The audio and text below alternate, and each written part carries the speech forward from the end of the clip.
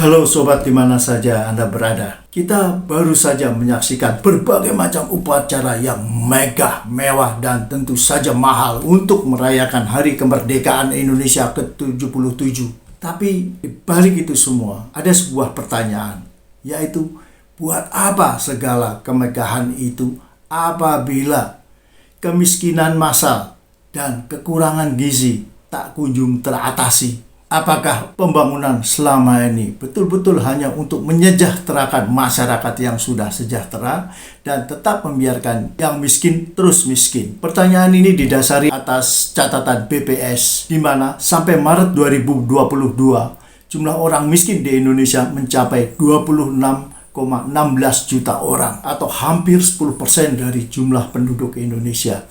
Ini pun dengan catatan BPS tidak menggunakan standar Bank Dunia. Kalau menggunakan garis kemiskinan Bank Dunia, 1,9 dolar Amerika per kapita per hari atau 28.000 rupiah per kapita per hari, jumlah orang miskin di Indonesia bisa mencapai 40 juta orang. Ini karena garis kemiskinan yang dipakai oleh BPS adalah 505.469 rupiah per kapita per bulan atau sekitar 17.000 rupiah per kapita per hari.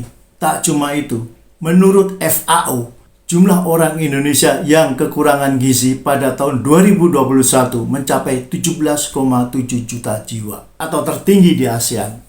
Di bawah Indonesia ada Thailand sebanyak 6,2 juta orang, Filipina 5,7 juta orang, Vietnam 5,6 juta orang, dan Myanmar 1,7 juta orang.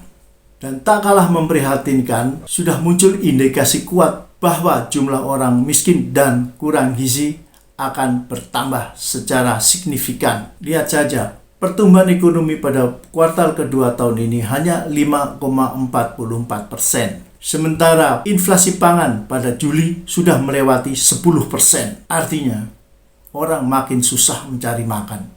Sementara itu, dengan alasan keterbatasan anggaran, pemerintah telah mencabut subsidi yang sangat dibutuhkan masyarakat, yaitu subsidi pupuk dan energi. Akibatnya, biaya hidup makin mahal dan petani dibayangi kemiskinan massal yang makin menyedihkan. Ironisnya, pemerintah belum menunjukkan keinginan berhemat. Berbagai pembangunan yang tidak mendesak seperti IKN dan kereta cepat Jakarta-Bandung terus dilanjutkan. Ini menunjukkan bahwa pemerintah menekan masyarakat agar berhemat, supaya pemerintah sendiri bisa terus menggerus anggaran belanja negara untuk proyek-proyek yang mentereng dan mahal. Dan hal ini tentu saja tak lepas dari peristiwa politik Pemilu 2024. Sejauh ini gejolak masyarakat memang masih di bawah permukaan. Kita lihat saja nanti apa yang akan terjadi bila pemerintah menaikkan BBM yang sangat dibutuhkan masyarakat, yaitu Pertalite.